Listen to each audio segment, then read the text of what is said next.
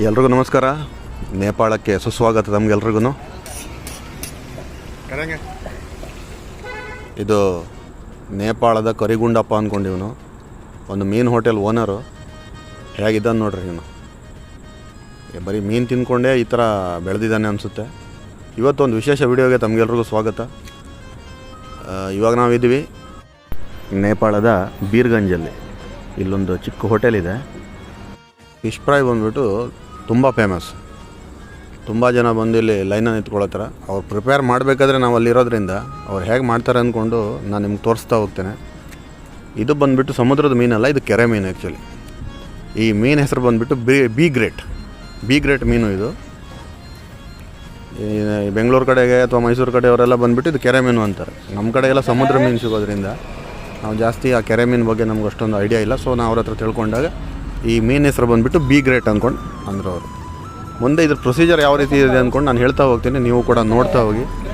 Video ಚಿಕ್ಕದಾಗಿದೆ, ಕೊನೆ ತನಕ ನೋಡಿ. ಸಬ್ಸ್ಕ್ರೈಬ್ ಮಾಡೋದನ್ನು ಮಾತ್ರ ಮರಿಬೇಡಿ. ಶೇರ್ ಮಾಡಿ, ಲೈಕ್ ಮಾಡಿ. ನಿಮ್ಮೊಂದು ಕಾಮೆಂಟ್ ಬಂದುಬಿಟ್ಟು ನಮ್ಗೆ ಮುತ್ತಿದ್ದಂಗೆ ಒಂದೊಂದು ಕಾಮೆಂಟ್ ಹಾಕ್ತಾಯಿರಿ.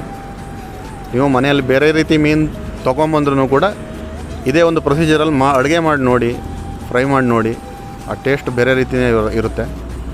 ಮಸಾಲೆ ಎಲ್ಲ ಇವರೇನು ಪ್ರಿಪೇರ್ ಮಾಡ್ಕೊಳ್ತಾರಲ್ಲ, ಅದೆಲ್ಲ ಬಂದುಬಿಟ್ಟು ಹೋಮ್ ಮೇಡ್ ಮಸಾಲೆ ಇರುತ್ತಂತೆ. ಸೊ ಜಾಸ್ತಿ ಅರಿಶಿಣನೇ ಇತ್ತು ಈ ಮಸಾಲದಲ್ಲಿ. ಅವ್ರು ಇವಾಗ ಕ್ಲೀನ್ ಮಾಡ್ತಾಯಿದ್ದಾರೆ. ಮುಂದೆ ನಾನು ನಿಮ್ಗೆ ತೋರಿಸ್ತೀನಿ. ಇವ್ರು ಯೂಸ್ ಮಾಡ್ತಿರೋದು ಯಾವುದೇ ಇದು ಕೊಬ್ಬರಿ ಎಣ್ಣೆ ಅಲ್ಲ, ಅಥವಾ ಯಾವುದು ಫಾರ್ಚುನರು ಅಲ್ಲ, ರುಚಿಗೋಲ್ಡ್ ಅಲ್ಲ, ಅಥವಾ ಯಾವುದೇ ಒಂದು ಪಾಮ್ ಆಯಿಲ್ ಅಲ್ಲ. ಇದು ಬಂದುಬಿಟ್ಟು ಶುದ್ಧವಾದಂಥ ಸಾಸಿವೆ ಎಣ್ಣೆ. ಇದು ಇಲ್ಲಿ ಯೂಸ್ ಮಾಡೋದೇ ಬಂದುಬಿಟ್ಟು ಸಾಸಿವೆ ಎಣ್ಣೆ ಇಲ್ಲಿ ಜಾಸ್ತಿಯಾಗಿ. ಸ್ಮೆಲ್ಲು ಒಂಥರ ವಿಚಿತ್ರವಾಗಿರುತ್ತೆ. ನಮಗೆ ಅಷ್ಟೊಂದು ಸೆಟ್ ಆಗೋದಿಲ್ಲ ಈ ಸಾಸಿವೆ ಎಣ್ಣೆ ಬಂದುಬಿಟ್ಟು. ನಾನು ನಮ್ಮ ಫ್ರೆಂಡ್ಸ್ ಎಲ್ಲ ಬಂದಿದ್ವಿ ಇಲ್ಲಿ ಊಟಕ್ಕೆ. ಹೋಟೆಲ್ ನೋಡಿ, ಆ ಆ್ಯಂಬಿಯನ್ಸ್ ನೋಡಿದರೆ ನಿಮ್ಗೆ ಗೊತ್ತಾಗುತ್ತೆ ತಿನ್ನಬೇಕೋ ಬೇಡ ಅಂದ್ಕೊಂಡು. ಬಟ್ ವಿಧಿ ಏನು ಮಾಡೋಕ್ಕಾಗಲ್ಲ, ತಿನ್ನಲೇಬೇಕು, ಬೇರೆ ಹೋಟೆಲ್ ಇಲ್ಲ. ಇದು ಬಂದುಬಿಟ್ಟು ಹೋಮ್ ಮೇಡ್ ಮಸಾಲ ಅವ್ರದ್ದು. ಅದಕ್ಕೆ ಮೇಲ್ಗಡೆ ಹಾಕಿರುವಂಥದ್ದು ಕಸ್ತೂರಿ ಮೇಥಿ. ಅವ್ರ ಹತ್ರ ಕೇಳಿದಾಗ ಹೇಳಿರೋದು, ಕೇಳಿದರೆ ಅವ್ರು ರೆಡಿಮೇಡ್ ಮಸಾಲ ಅಂತಾರೆ, ಬಟ್ ರೆಡಿಮೇಡ್ ಅಲ್ಲ ಅದು. ಅವ್ರು ಬಂದುಬಿಟ್ಟು ಹೋಮ್ ಮೇಡೆ. ಹೋಟೆಲ್ ಅವ್ರು ಜಾಸ್ತಿಯಾಗಿ ಮಾಡೋದೇ ಹೋಮ್ ಮೇಡ್ ಮಸಾಲ. ಅದನ್ನೇ ಅವ್ರು ಯೂಸ್ ಮಾಡ್ತಾರೆ. ಸೀಕ್ರೆಟ್ ನಮಗೆ ಬಿಟ್ಟು ಕೊಟ್ಟಿಲ್ಲ ಅವರು. ಆಲ್ರೆಡಿ ಎಣ್ಣೆ ಬಿಸಿಯಾಗಿದೆ ಅವ್ರದ್ದು. ಈ ರೀತಿ ಬಾಣಲೆಗೆ ಹಾಕ್ತಾ ಹೋಗ್ಬೇಕು, ಒಂದೊಂದಾಗಿ. ನಮ್ಮ ಕಡೆಗೆಲ್ಲ ರವೆ ಮಿಕ್ಸ್ ಮಾಡಿಬಿಟ್ಟು ಹಾಕ್ತೀವಿ ನಾವು. ಇಲ್ಲ ಅಂತಂದರೆ ತವಾ ಫ್ರೈ ಅಂತ ಮಾಡ್ತೀವಿ, ಅದು ಬೇರೆ ರೀತಿಯೇ ಇರುತ್ತೆ. ಇವ್ರದ್ದು ಎಣ್ಣೆಲೇ ಬಿಡ್ತಾರೆ. ಇದು ನಮ್ಮ ಕಡೆ ಎಣ್ಣೆ ಬಾಣಲೆಯಲ್ಲಿ ಈ ಎಗ್ ಬೋಂಡ ಆ ಥರ ಮಾಡ್ದಂಗೆ ಇವ್ರು ಬಿಡೋದು. ಸ್ವಲ್ಪ ಎಣ್ಣೆ ಲೆವೆಲ್ ಕಮ್ಮಿ ಇರುತ್ತೆ, ಬಟ್ ಪ್ರೊಸೀಜರ್ ಎಲ್ಲ ಒಂದೇ ಥರ ಇರುತ್ತೆ. ನೋಡಿ, ಈ ಥರ ಬಂದುಬಿಟ್ಟು ಒಂದೊಂದಾಗಿ ಹಾಕಬೇಕು. ಆ ಮೀನು ಸೆಂಟ್ರಲ್ಲಿ ಏನು ಹಾಕ್ತಿದ್ದಾರಲ್ಲ, ಅದ್ರ ಜಾಸ್ತಿ ಉಳಿದಿರೋಂಥ ಮಸಾಲೆ ಅದು ಹಾಕ್ತಿದ್ದಾರೆ. ಅದೊಂಥರ ಕ್ರಿಸ್ಪಿನೆಸ್ ಬರುತ್ತಂತೆ ಅದು ಹಾಕೋದ್ರಿಂದ. ಮತ್ತು ಟೇಸ್ಟ್ ಸ್ವಲ್ಪ ಡಿಫ್ರೆಂಟಾಗೇ ಇರ್ಬೋದೇನೋ, ಇನ್ನು ಮುಂದೆ ನೋಡಬೇಕು, ಹೇಳ್ತೀನಿ ನಾನು ನಿಮಗೆ. ಚಿಕನು ಕೂಡ ಇದೆ ಅಲ್ಲಿ, ಬಟ್ ನಾವು ಇದು ಫಿಶ್ದೇ ಬಂದುಬಿಟ್ಟು ಫಸ್ಟ್ ಟೈಮ್ ನೋಡೋದ್ರಿಂದ ಈ ವಿಡಿಯೋ ಮಾಡೋಕ್ಕೆ ಹೊರಟಿರೋದು. ಚಿಕನ್ ಸುಕ್ಕನೂ ಮಾಡ್ತಾಯಿದ್ರು ಅವರು.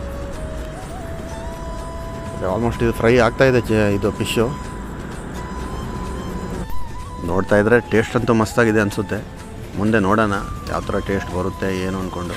ಬಟ್ ಇದು ಅವ್ರು ಮಾಡ್ತಾ ಇರೋಂಥ ಪ್ರೊಸೀಜರ್ ಬಂದುಬಿಟ್ಟು ತುಂಬ ಡಿಫ್ರೆಂಟಾಗೇ ಇತ್ತು. ಆ ಎಣ್ಣೆಲ್ಲ ಏನು ಉಲ್ಟಾ ಸೀದಾ ಮಾಡಿ ಹಾಕುವಂಥದ್ದಾಗಿರಲಿ, ಆ ಮಸಾಲೆ ಸೆಂಟ್ರಲ್ಲಿ ಬಿಟ್ಟಿರುವಂಥದ್ದು, ನಾನಂತೂ ಫಸ್ಟ್ ಟೈಮ್ ಈ ಥರ ನೋಡಿರೋದು. ಇದು ನೀವು ನೋಡ್ತಾ ಇರೋದು ನೇಪಾಳ ಆ ಹೋಟೆಲ್ ಅಕ್ಕಪಕ್ಕದ ಅಟ್ಮಾಸ್ಫಿಯರ್. ಇದು ನೋಡಿ, ಟೀ ಅಂಗಡಿ ಈ ಥರ ಇರುತ್ತೆ. ಬಟ್ ಇಲ್ಲಿ ಟೈಲ್ಸು ಏನು ಯೂಸ್ ಮಾಡಲ್ಲ ಫ್ಲೋರ್ಗಳಿಗೆ. ಬರೀ ಮಣ್ಣನ್ನೆಲ್ಲನೇ ಜಾಸ್ತಿ ಇದೆ. ಸೊ ನಾವೇ ಅಡ್ಜಸ್ಟ್ ಮಾಡಿಕೊಂಡು ನಾವೇ ತಿನ್ನಬೇಕು ಅನಿಸುತ್ತೆ.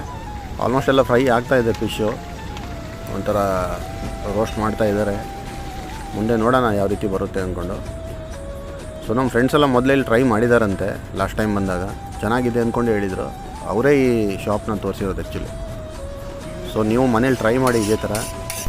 ಒಂದು ಪೀಸ್ ಮೀನಿಗೆ ಬರೀ 20 ರೂಪಾಯಿ ಮಾತ್ರ ಇಲ್ಲಿ.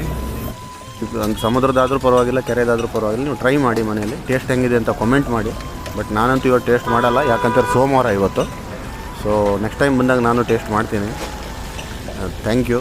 ನೀವು ಕೂಡ ಮನೇಲಿ ಟ್ರೈ ಮಾಡಿ. ಮತ್ತು ಈ ವಿಡಿಯೋನ ಎಲ್ರಿಗೂ ಶೇರ್ ಮಾಡಿ, ಲೈಕ್ ಮಾಡಿ, ಸಬ್ಸ್ಕ್ರೈಬ್ ಮಾಡೋದು ಮಾತ್ರ ಮರಿಬೇಡಿ. ನಮಗೆ ವಿಡಿಯೋ ಮಾಡಲಿಕ್ಕೆ ಸಹಕಾರ ಕೊಟ್ಟಂಥ ಈ ಓನರ್ ಆದಂಥ ಗುಂಡಪ್ಪ ಅವ್ರಿಗೊಂದು ಧನ್ಯವಾದ.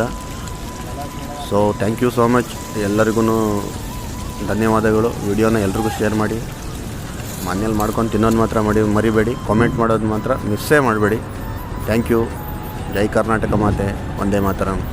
ಇವರೆಲ್ಲರಿಗೂ ಒಳ್ಳೇದು ಮಾಡಲಿ. ಎಷ್ಟು ಒಳ್ಳೇದು ಮಾಡಲಿ ಅಂದರೆ ಇನ್ನೊಬ್ಬರ ಬಗ್ಗೆ ಕೆಟ್ಟದ ಆಲೋಚನೆ ಮಾಡಲಿಕ್ಕೆ ನಮ್ಗೆ ಯಾರಿಗೂ ಸಮಯ ಸಿಗದೆ ಇರಲಿ.